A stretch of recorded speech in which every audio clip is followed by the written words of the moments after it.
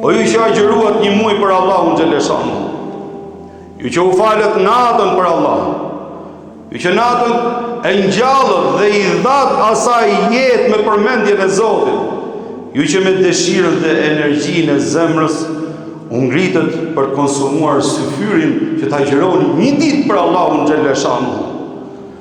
Ju që çdo iftar ngritët duart me lutjet tuaja dhe trokitët dyert e qiellit, lutjet e zemrës për një shpirti dhe për një zemrë agjërues. A thua vallë na ka pranuar Allahu xhaleshanu. A thua vallë kemi fituar faljen e Allahu xhaleshanu.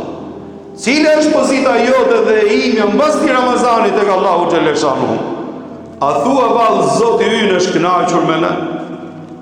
Llogaritë veten tënde vlla ime dhe motra ime si dikush që qëndron përpara derës së xhenetit dhe jepin momentin që duam me u fut për në xhenet me mirësinë dhe me begatinë e Allahut xhaleshanu.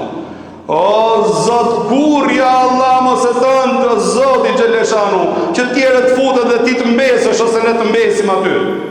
Imagjino futen të gjithë ata që fituan dhe neve mbesim se Zoti nuk është kënaq për ne dhe nuk na ka falë dhe nuk na ka mëshiruar në këtë muaj të madh Ramazanit që fiton mëshirë në këtë muaj çdo gjë e gjallë subhanallahu që me zemër e përkushtohet Allahu xhaleshanu.